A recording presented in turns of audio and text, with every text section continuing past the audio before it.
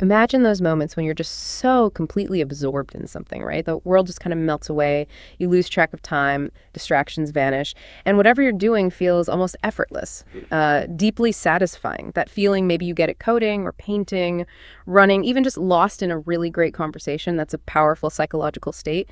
Feels like pure flow. So today, we're taking a deep dive into what psychologists call flow state. And this isn't just, a fleeting good mood. It's actually a profound key to unlocking incredible focus, really skyrocketing your productivity, and finding genuine joy, even purpose, in pretty much any activity. It's the state many of us sort of chase after, but maybe don't fully understand how to consistently get there. Right. And our mission for this deep dive is really to demystify flow. We want to unpack its core parts, explore how it actually shows up in real life, and maybe most importantly, give you some actionable strategies, things you can actually use to cultivate more of it in your own daily activities. It's about understanding not just what flow is, but why it matters, why it's so important for your well-being, your creativity, and how you can actively invite it into your life. Okay, so we've probably all felt that sensation, that in-the-zone experience where everything just clicks. But from a psychological angle, what exactly is flow state? And who first really put a name to this feeling? Yeah, that in-the-zone feeling you mentioned, that's precisely it. Flow state is that, sometimes hard to describe feeling of total immersion. You're so focused on what you're doing that you lose track of time and outside distractions. They just cease to exist. It's a sense of effortless attention, almost a harmony between what you're doing and your awareness of doing it. Now, the concept was first formally explored by Mihaly Csikszentmihalyi. He's often called the father of positive psychology. He started researching happiness and optimal experiences, really digging into it after observing artists who would completely ignore basic needs like food or sleep because they were just so engrossed in their work. And he found that people often describe this feeling like flowing along with a river.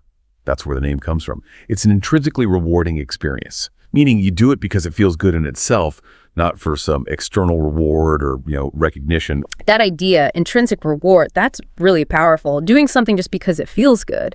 But how does someone actually get to that point?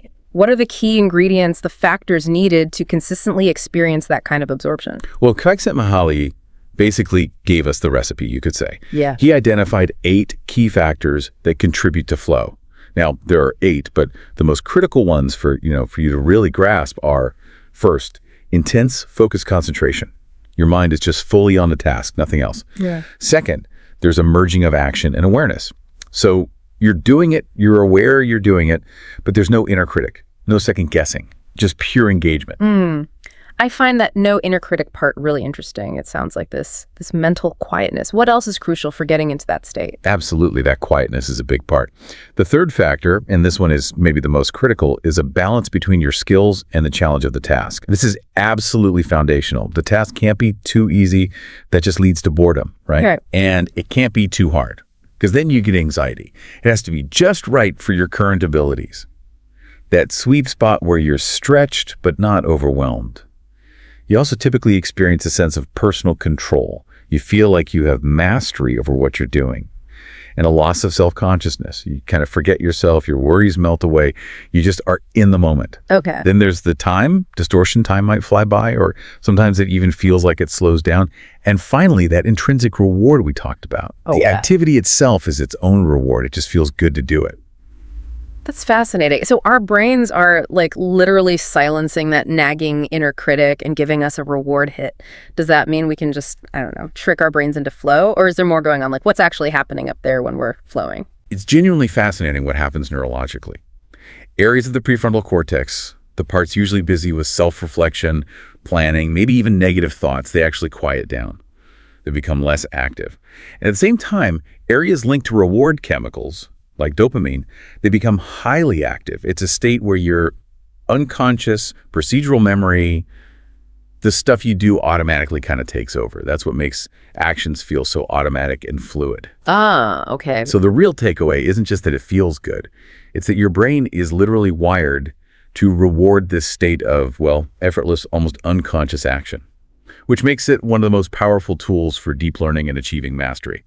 You're not really tricking it. You're creating the optimal conditions for your brain to perform at its absolute peak. That link between effortless action and our brain's reward system, that Yeah. really makes sense. Yeah. So going beyond just feeling good, what are the sort of tangible benefits? What happens when we regularly tap into this flow state?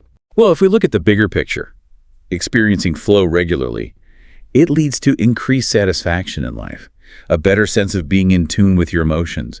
It boosts creativity, significantly improves mental well-being.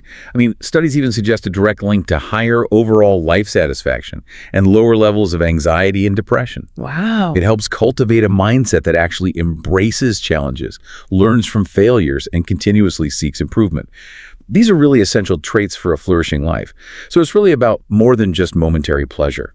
It enhances your sense of self-efficacy, your feeling of accomplishment, and that contributes to deeper personal development and ultimately fulfillment. That almost sounds like a kind of superpower. From a practical view, say at work, how does flow actually translate into something measurable, like productivity? Oh, absolutely. From a practical standpoint, flow can dramatically increase productivity. Some research even suggests up to 5 times more. 5 times. Yes, quite significant. It really enhances your engagement in your work, improves focus, and it can spark greater innovation. Why? Because you're less self-conscious, you're more creatively attuned. When you're in flow, you often work faster, more efficiently, and the quality of the work produced in that state is usually higher, often in less time. That's a really important distinction to make, especially with all the talk these days about deep work. Yeah. So if deep work is maybe more about focused task completion, would you say flow is more about the experience of the work itself, regardless of its depth? That's a great question, and you're right, they often get conflated, those two terms. While they're similar, flow is actually a broader concept. It can happen in almost any area of life: sports, art, meditation, even, as you said, a really good conversation. Deep work, on the other hand, that's typically associated more with cognitively demanding tasks, usually in the workplace, requiring that sustained, distraction-free concentration. So flow is primarily achieved through that balance of skill and challenge we discussed. Deep work emphasizes focused, distraction-free concentration, often on a complex task. So while you can definitely achieve flow during deep work, in fact, it's often the goal. They aren't exactly interchangeable terms. Flow is more like the optimal state you might enter during deep work, but it's certainly not limited to it. Okay, that clarifies things. To really get a feel for this, maybe let's talk about some real-world examples. Where do we see flow popping up in everyday life, or maybe in the lives of really high-performing people? Oh, it's everywhere, really, once you start looking for it. Yeah. Many professionals, for instance, describe having specific routines to help them enter flow. Like a product designer I know schedules these solid 2-hour focused time blocks, mutes all notifications, quits distracting apps, puts on some music, usually without lyrics. And they know it generally takes them about 10-15 minutes to really settle into that state. We've also heard from data scientists who say take a short 5-minute break, deliberately clear their mind, focus on their breathing, just to get into the zone before diving into complex analysis. And it's pretty common for software engineers to batch their email or Slack messages, mute notifications to avoid those constant interruptions during heads-down coding time. Yeah, those interruptions kill it. Exactly. Or they might plan meeting-free days specifically to create those long, uninterrupted blocks needed for deep work and, hopefully, flow. The key in all these cases is consciously setting up the right conditions. And outside of work, some of the most, well, compelling examples of flow seem to come from places like elite sports, right?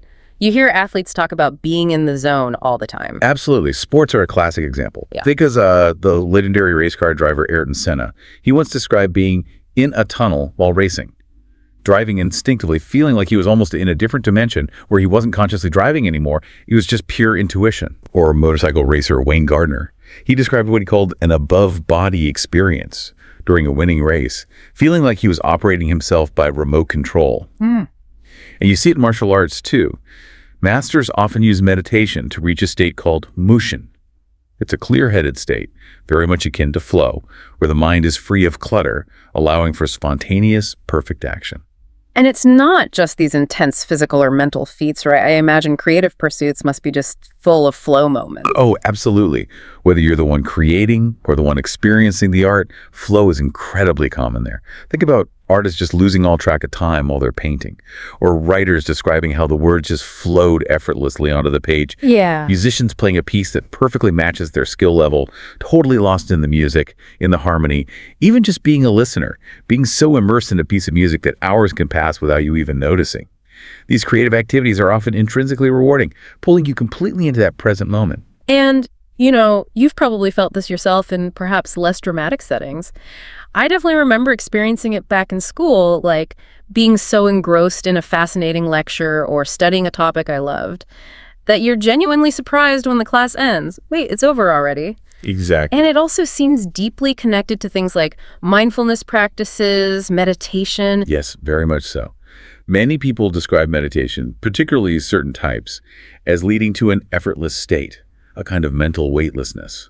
Very similar to that sensation Csikszentmihalyi described, just floating along. Okay, so it sounds amazing, but sometimes it feels a bit elusive. How do we actually make it happen more often? What are the practical steps? It's true, it can feel elusive sometimes, but there are definitely common, actionable practices you can implement. The absolute foundation, as we touched on, is balancing challenge and skill. You need tasks that are engagingly difficult, but not so tough they cause anxiety or paralysis, and you need to feel reasonably confident you can handle them. Alongside that, establishing clear goals and getting immediate feedback is crucial. Okay, clear goals. You need to know exactly what you're aiming for, and you need some way to see, in real time ideally, how you're progressing. That feedback loop helps you adjust and stay in that sweet spot. Right, so it sounds like unlocking flow isn't really about forcing yourself into some intense state. It's more about curating the right conditions, setting the stage so effortlessness can just naturally emerge. And this is where you really take control.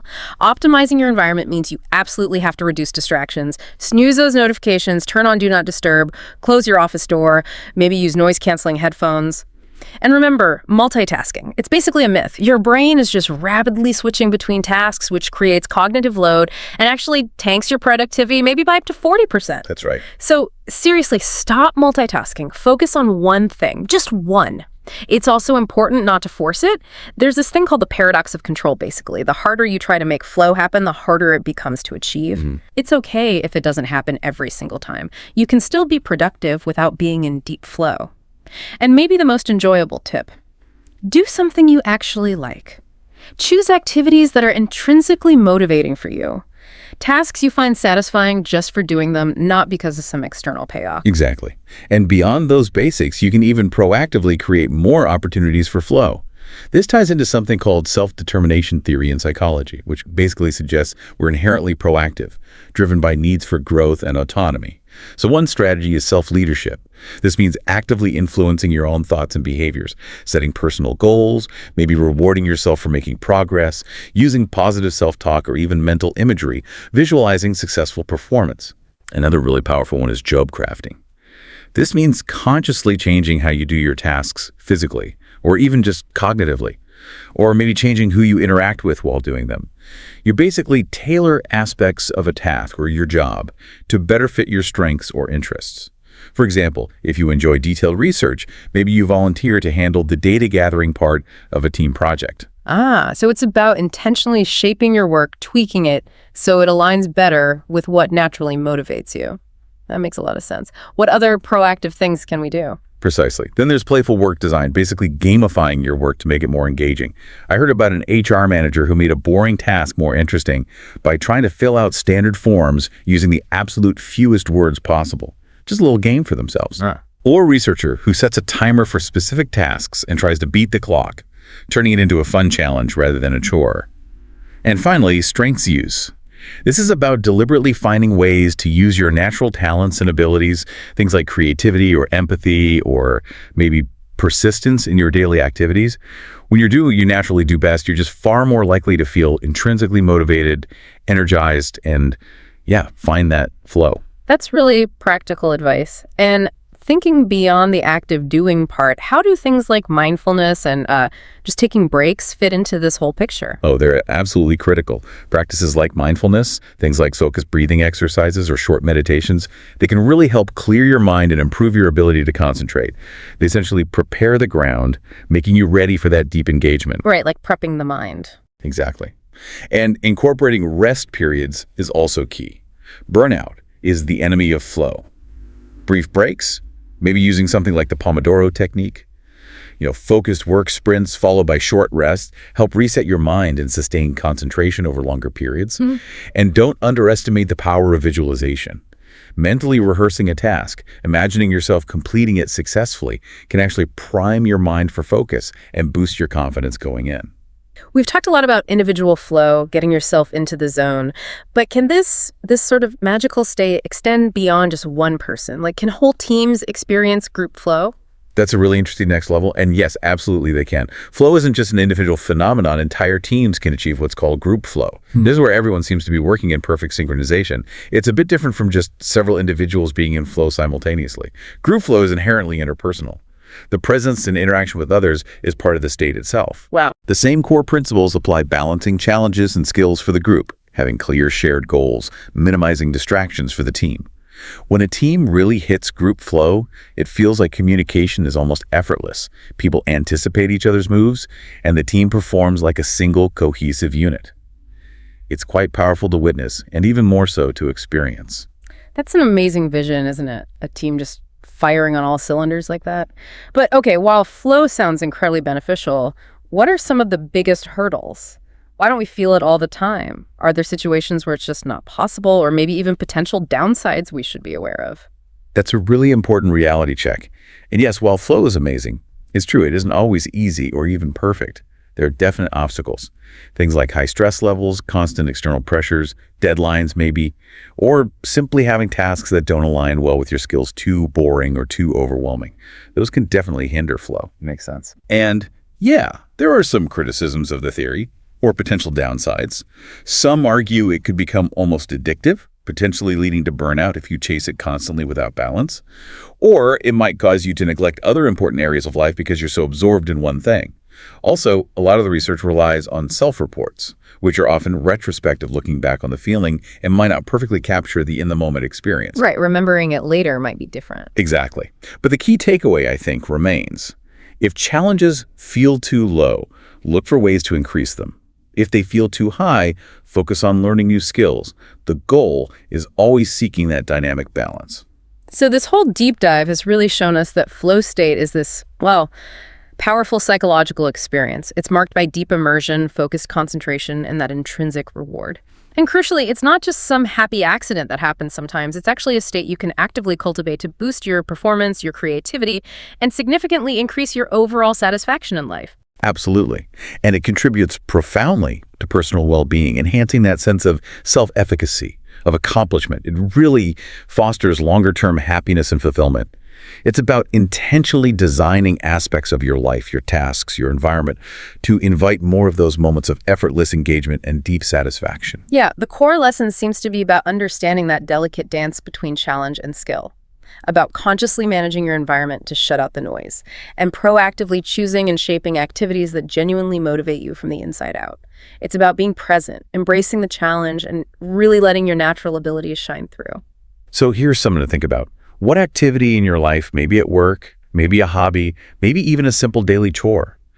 What could be transformed if you deliberately applied these principles to try and find your flow within it? Imagine the shift. Not just in your productivity maybe, but in your entire experience of that activity. The potential for more joy, more purpose. What will you choose to dive into next, to find your flow?